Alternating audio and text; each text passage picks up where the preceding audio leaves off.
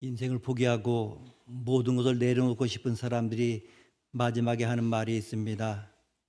마치 비명처럼 외치는 세 마디의 말입니다. 외롭다, 두렵다, 힘들다. 어쩌면 이 세 가지 말에 인생의 슬픔과 아픔과 절망이 다 들어있다고 해도 우리는 더 다른 말로 표현할 수가 없을 것입니다. 이 세 가지 말이 한 번에 뭉치면 삶을 끊기도 하고 목숨 버리는 아주 파괴적인 일을 하게 됩니다. 사랑하는 연인에게 배신을 당했기에 이런 말을 하는 것입니까? 사람들의 비난을 견딜 수가 없어서 이런 지경에 이른 것입니까? 열정을 쏟아부었던 시험과 사업에 실패해서 이렇게 말하는 것입니까?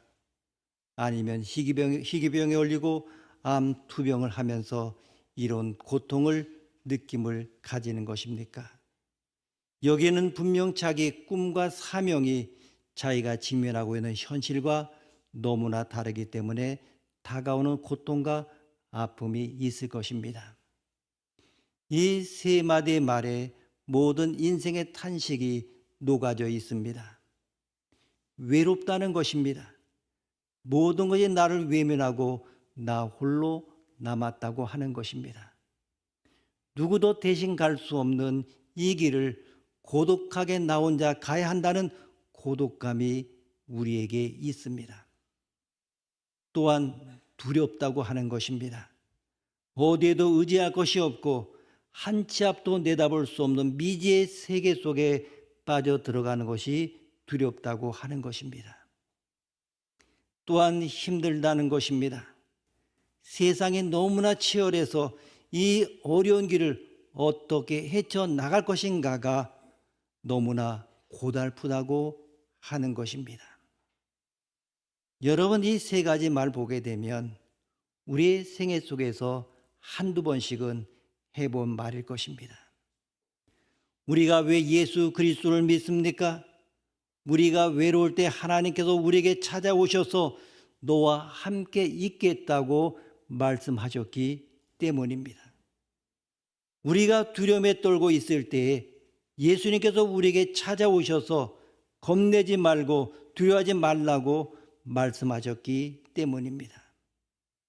우리가 너무나 무거운 짐을 지고 갈 때, 그리고 그것이 벅차고 고달파서 우리의 삶이 낙심될 때 예수님께서 우리를 찾아오셔서 수고하고 무거운 짐진 자들아 다 내게로 오라, 내가 너희를 쉬게 하리라고 말씀하셨기 때문에 우리는 주님 앞에 나온 것입니다.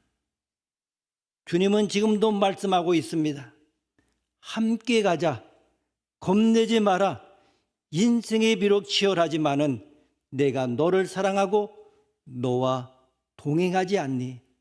그러니 미지의 세계에 도전하고 모험하고 넘어져도 다시 일어나서 세상을 향하여 나아가렴. 이렇게 우리를 초청하고 계십니다. 오래전에 베스트셀러였던 영혼을 위한 닭고기 스프라고 하는 책이 있습니다. 저는 거기에 나오는 짤막한 이야기 한 토막, 아주 감동을 주는 이야기를 소개해 드리고자 합니다. 임종에 가까운 한 노인이 있었습니다. 그는 지금 병원에 입원되어 있으면서 사경 속에서 점점 악화되어 가고 있었습니다. 바로 몇 시간 전에 있었던 심장마비와 또 이에 따르는 강한 진통제로 인해서 정신이 몽롱한 가운데 있었습니다. 들리는 것도 보이는 것도 다 희미하게 감각이 희미해진 그런 상태입니다. 이제 간호사가 큰 소리로 이분에게 외쳤습니다.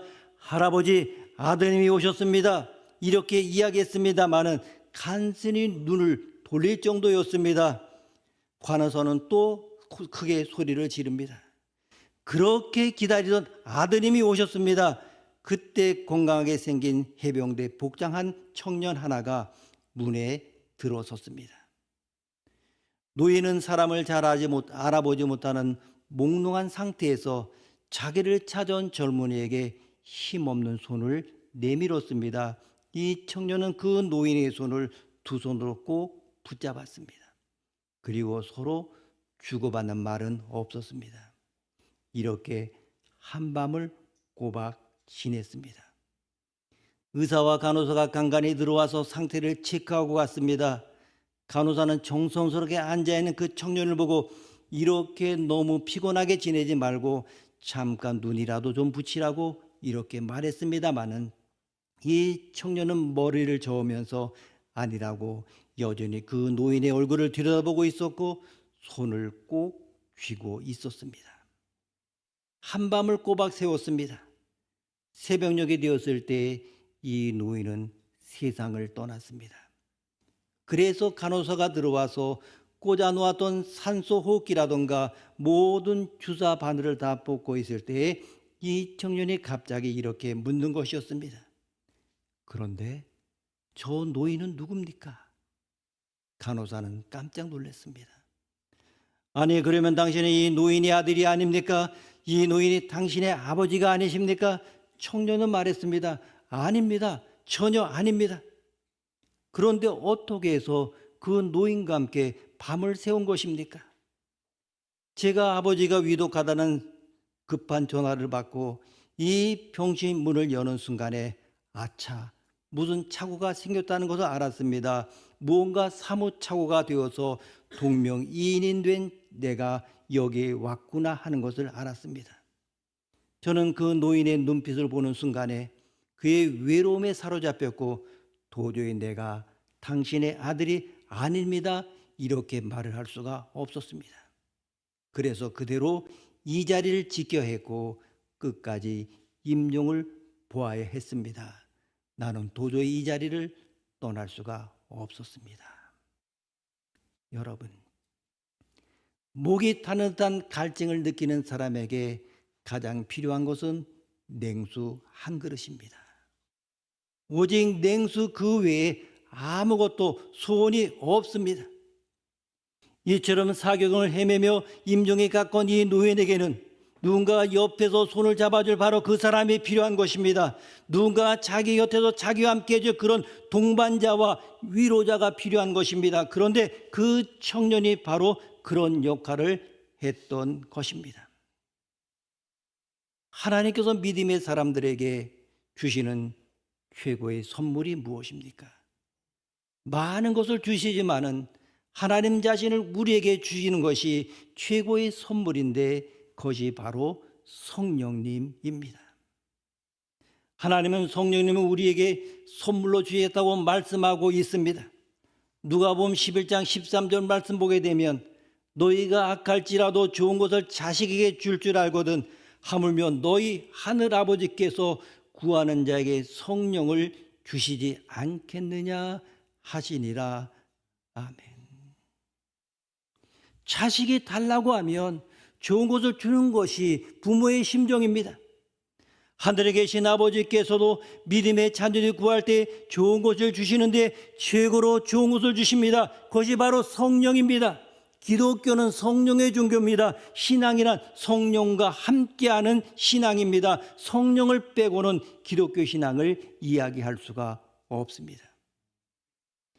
오늘 본문을 보게 되면 예수님께서 제자들 불렀을 때 그들은 의기양양해 있었습니다. 그들은 새로운 세계에 대한 기대와 그리고 그동안 열등감을 가지고 있었던 자신의 직업으로부터의 벗어날 날을 고대하고 있었습니다.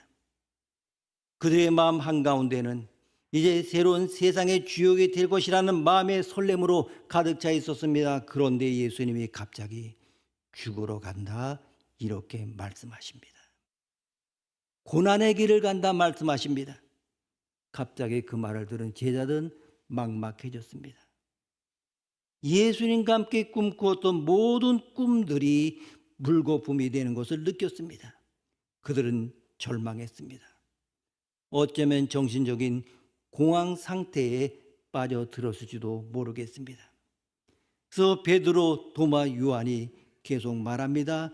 예수님, 도대체 어디로 가려 하십니까? 우리를 이렇게 두고 무엇을 하려고 하십니까? 그는 근심과 걱정으로 가득 차 있었습니다. 그때 예수님 말씀하십니다. 나는 떠나가지만 영원한 동반자를 너에게 보내줄 것이다. 16절 말씀 함께 읽습니다. 16절입니다. 내가 아버지께 구하겠으니 그가 또 다른 보혜사를 너에게 주사 영원토록 너희 함께 있게 하리니. 아멘. 예수님은 너와 영원토록 함께 있겠다고 말씀합니다. 우리는 함께 있는 사람을 친구라고 말합니다. 우리는 무엇으로 그 사람의 인생을 잘 살았다고 평가할 수 있습니까? 허물없이 자기 속마음을 토로할 수 있는 친구 3, 4명만 있으면 인생을 멋지게 산 사람이라고 할 수가 있습니다. 정말로 얼마나 많은 사람들이 우리 곁을 지나가고 있습니까? 그냥 스쳤다가 대화를 했다가 사라지기도 합니다.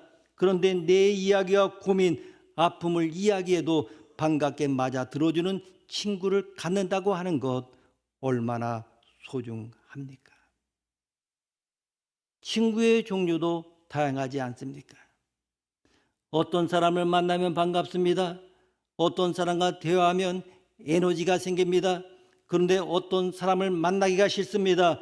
만나서 이야기하면 내가 가지고 있던 에너지까지도 다 빼앗깁니다. 그래서 옛 현인인 공자가 친구의 중요성을 이렇게 말한 적이 있습니다. 그는 어떤 친구는 내게 유익을 주고 어떤 것은 내게 손해를 끼친다고 하면서 유익한 벗으로 우직, 우량, 우다문인의 3종류의 친구를 말합니다. 강직한 친구, 성실한 친구, 견문이 넓은 친구를 가진 사람은 만날 때마다 좋고 만날 때마다 내게 도움이 된다고 하는 것입니다. 그런데 해로운 벗이 있습니다. 우편벽, 우선유, 우편령입니다.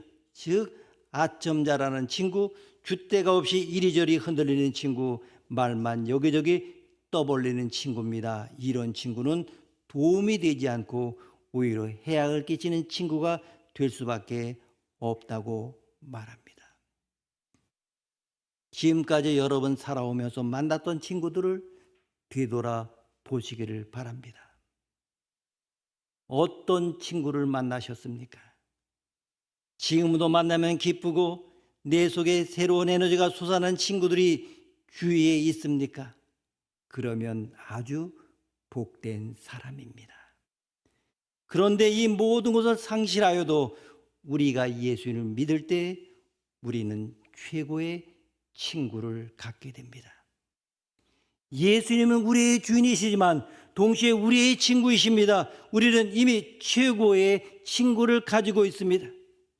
요한복음 15장 13절 말씀 보게 되면 사람이 친구를 위하여 자기 목숨을 버리면 이보다 더 큰 사랑이 없다 이렇게 말씀하고 있습니다. 예수님은 어떤 친구입니까? 자기의 삶 전체를 친구를 위하여 내어놓으신 분입니다. 예수님께서 왜 십자가에 달리셨습니까? 예수님께서는 왜 고난의 길을 가셨습니까?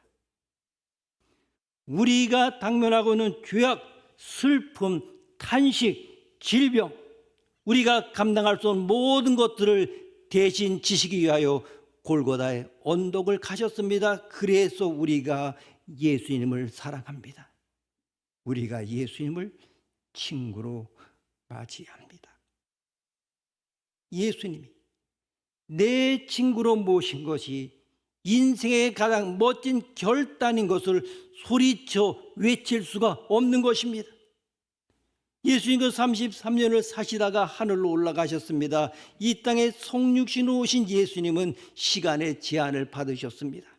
공간의 제한을 받으셨습니다. 예수님은 2000년 전에 이 세상에 사셨습니다. 33살 나이에 팔레스틴 지역에서 육체를 가지고 사셨습니다. 예수님은 우리를 사랑하셔서 하나님께 또 다른 보혜사를 보내주시기를 간구하셨습니다. 지금까지는 내가 너희를 위하여 보혜사가 되었지만은 이제는 영원한 보혜사, 영원히 우리와 함께 있는 분이 오실 것이다. 여기에 보혜사라고 하는 말은 위로하는 자, 돕는 자, 변호하고 상담하는 자라는 뜻을 지니고 있습니다. 성령님은 예수님의 후계자로 오셔서 그분이 하시던 일을 그대로 다 하시는 것입니다. 성령님은 우리에게 좋은 자이시고 모든 순간의 동반자이시고 모든 걸음의 지도자요 안내자며 보호자이십니다. 육체로 오신 예수님은 제자들과 함께 계실 수 없었습니다. 떠나셔야만 했습니다. 제자들과 함께 있을 때도 24시간 같이 있을 수 없었습니다. 제자들은 예수님이 안 계셔서 고통을 받기도 했습니다. 그래서 예수님은 하늘로 올라가시면서 우리에게 새로운 보혜사를 보내주겠다고 말씀하셨습니다. 더 나아가서 예수님께서는 한 번에 한 곳에만 계실 수 있었으나 성령님은 모든 곳에 계십니다. 예수님은 몸으로 함께 계셨고 성령님은 영으로 임재하시기에 우리 가슴속 깊은 곳으로 들어오십니다. 예수님은 성령님을 통하여 언제 어디서든지 우리와 함께 계십니다. 예수님은 성령님을 통하여 계시는 것입니다. 그 보혜사는 시간을 뛰어넘고 공간을 뛰어넘는 분입니다. 기독교는 성령의 종교입니다. 예수를 믿는 사람들은 성령의 사람입니다. 교회는 성령의 교회입니다. 이 성령을 시간과 공간을 뛰어넘어서 우리를 속에 찾아오시고 우리와 함께 계십니다. 어떤 순간에도 성령을 놓치지 마십시오. 어느 자리에 있어도 성령께 간구하십시오. 저 하늘로부터 오는 지혜를 간구하십시오. 인간이 어떻게 성장하고 성숙할 수 있습니까? 나보다 더 나은 벗을 만나면 성숙할 수 있습니다. 인생이 바로 그렇습니다. 우리가 어린 자녀들에게 왜 위인전을 일킵니까? 올바른 길, 더 멋진 길을 알려주고 더 품성이 뛰어난 사람으로 성숙시키기 위하여 어린아이들에게 위인전을 일킵니다. 인생은 더 큰 사람을 만나야 더 커지게 되어 있습니다. 그런데 우리는 누구를 만납니까? 우리는 예수님을 만납니다. 그때 우리는 하늘의 지혜를 보여주시는 성령님의 역사 속에 들어오는 것입니다. 여러분 자라나고 싶습니까? 변화되고 싶습니까? 성숙하고 싶습니까? 하늘의 지혜를 받고 싶습니까? 그러면 예수 그리스도를 믿고 예수 그리스도를 통한 성령의 지혜를 받아야 됩니다. 그것이 예수 믿는 사람이 갖는 축복이요 특권입니다. 그런데 이 성령은 세상의 영과 다릅니다. 악령과 다른 것입니다.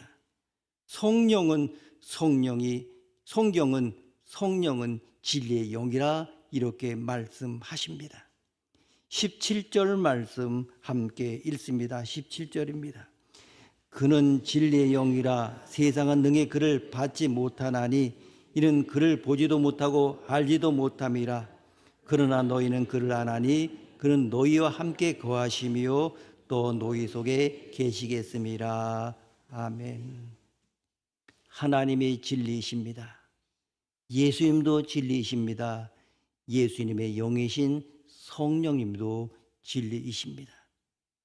그래서 세상 사람들이 예수님을 믿기 어려운 것입니다. 어둠 속에서 빛을 감당하기가 어려운 것입니다. 여기에 그렇게 말합니다. 받을 수가 없다고 하는 것입니다. 능력이 부족하다는 것입니다. 아니 보려고도 알려고도 하지 않는다고 하는 것입니다. 세상 사람들은 마음속으로부터 거절하고 있는 것입니다. 그런데 예수님 말씀하십니다. 너희는 나를 알기에 성령의 역사를 안다. 그러면서 성령을 받고 성령 안에서 살 것을 요청하십니다. 여러분, 성령은 거룩한 영이면서 진리의 영입니다. 이 거룩한 영과 진리의 영이 내 안에 들어오려고 하면 우리가 해야 할 것이 있습니다. 악한 영과 결별을 해야 됩니다. 거짓을 물리쳐야 됩니다. 성령과 악령의 차이점이 무엇입니까? 악령도 인격적입니다. 악령은 우리를 유혹하고 속입니다. 우리가 죄를 짓는 것을 알고 우리를 조종하려 하고 노예를 삼으려고 합니다. 우리를 종처럼 부립니다. 악한 영이 가지고 있는 것은 못된 것입니다. 내가 실수하고 부족한 것을 붙잡아서 자기 마음대로 쓰려고 합니다. 우리를 좌지우지하려고 합니다. 우리를 노예처럼 부리려고 합니다. 이것이 바로 악령의 역사입니다. 그러면 성령은 어떻습니까? 성령도 인격입니다. 성령은 유혹하는 분이 아니라 초청하시는 분입니다. 성령은 진실을 말씀합니다. 성령께서 우리가 죄를 짓고 허덕이는 줄 아십니다. 그러나 그 죄 속에서 우리를 용서하시고 해방시키기를 원하십니다. 우리를 좌지우지하는 것이 아니라 하나님의 형상으로 만든 우리에게 우리의 인격을 존중하십니다. 우리를 사랑하시고 우리를 소중한 존재로 여기십니다. 그리고 우리에게 자유를 주십니다. 우리가 억눌리지 않도록 우리에게 해방을 주십니다. 그래서 성령님은 우리에게 기쁨과 평안과 자유를 우리에게 선물로 주십니다. 우리는 어떻게 악령을 내쫓을 수 있습니까? 어떻게 거짓 영을 내쫓을 수 있습니까? 이 진리의 영, 거룩한 영을 내가 받아들이면 악령들이 물러가게 되는 것입니다. 빛이 내게 들어오면 어둠이 쫓겨날 수밖에 없는 것입니다. 생명수가 내 안에 들어오면 내 속에 있던 찌꺼기 같은 것들이 쏟아질 수밖에 없는 것입니다. 하나님께서 우리 예수 그리스도를 우리에게 보내셨습니다. 그리고 예수 그리스도를 믿는 사람들에게 진리의 영이신 성령을 부어 주십니다. 고린도전서 12장 3절 말씀 보면, 그러므로 내가 너에게 알리노니 하나님의 영으로 말하는 자는 누군지 예수를 저주할 자라 하지 아니하고 또 성령으로 아니하고는 누군지 예수를 주시라 할 수 없느니라 말씀하고 있습니다. 예수님을 주님이라고 고백하십니까? 이것은 성령의 역사입니다. 예수님이 내 인생을 이끌어가는 주인이라고 고백하십니까? 이것은 성령의 역사입니다.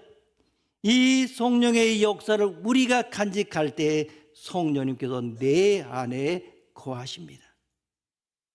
예수님 말씀하십니다. 그는 너희와 함께 거하시며 또 너희 속에 계시겠습니다. 여기에 두 가지 영어 전치사가 있습니다. 하나는 with입니다. 또 하나는 in입니다. 성령님께서 너와 동행해 주신다는 말씀입니다. 제자들이 예수님을 3년 동안 따라다녔어도 성령님께서 동행하지 아니하셨습니다. 오순절 다락방에 기도하면서 성령의 역사를 받은 그때부터 성령님께서 동행해 주신 것입니다. 그래서 우리가 기도하는 것입니다. 하나님 말씀을 펴서 읽는 것입니다. 내 영이 거룩해져서 성령이 되는 것은 결코 아닙니다. 하나님의 거룩한 영이 내게 임하셔서 내 영과 함께 교제할 때에 내 영이 거룩해지는 것입니다. 성령님께서 우리에게 오셔서 하나님을 아빠, 아버지라 부르게 하시고 영원한 친구처럼 우리와 동행해 주신다고 말씀해 주고 계십니다. 여러분, 성령님은 우리를 능력으로 도우시고 우리를 깨워줘 주실 뿐만 아니라 우리 안에 계셔서 위로해 주시는 너무나도 좋으신 상담자이십니다. 우리의 깨어진 마음, 상한 마음, 낙심한 마음, 침체된 마음, 어두운 마음을 위로해 주십니다.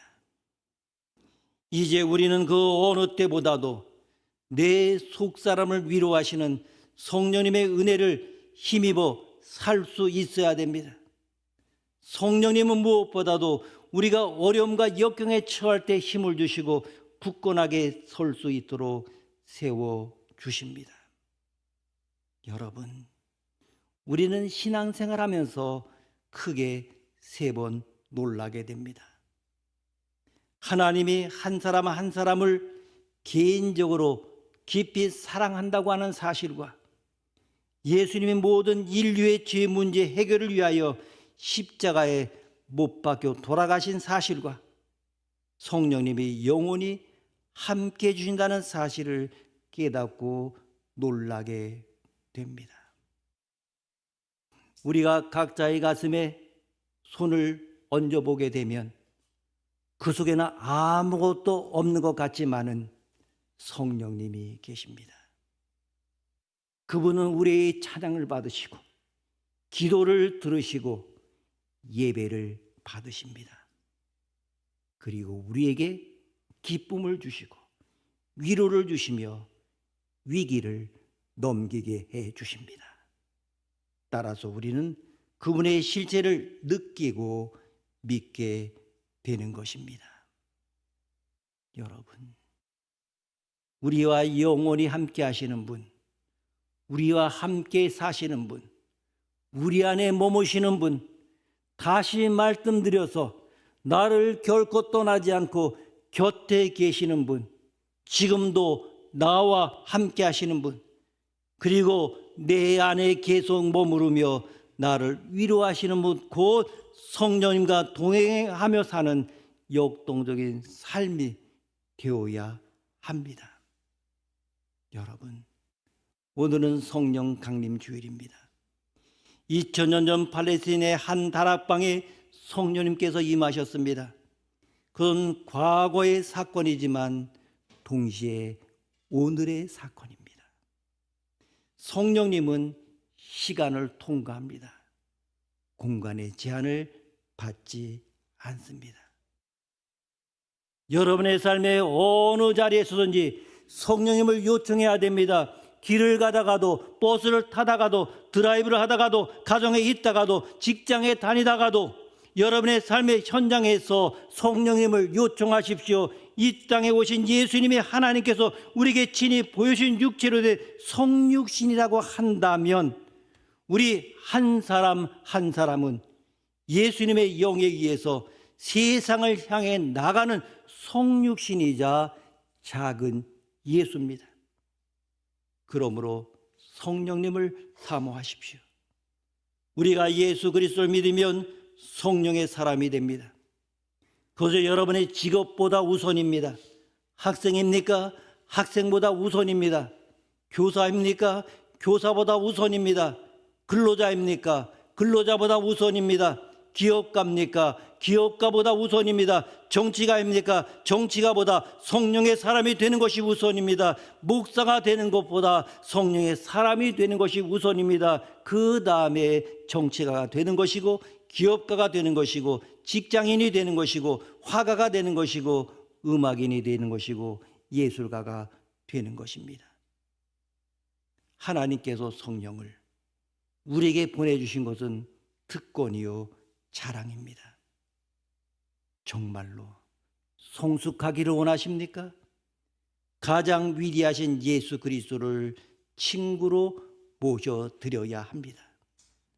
성령님을 내 친구로 받아들여야 합니다.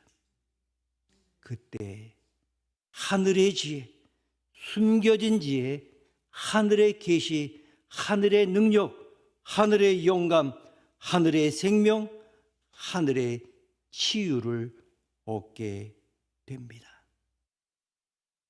성령님을 우리 가슴으로 받을 때 그 속에서 생명과 치유의 회복이 일어납니다. 오순절 성령 강림 사건은 믿음의 사람들에게 매일매일의 사건인 것입니다.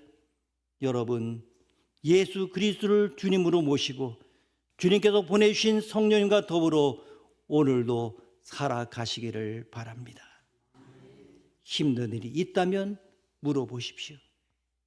지혜가 모자라다면 지혜를 요청하십시오.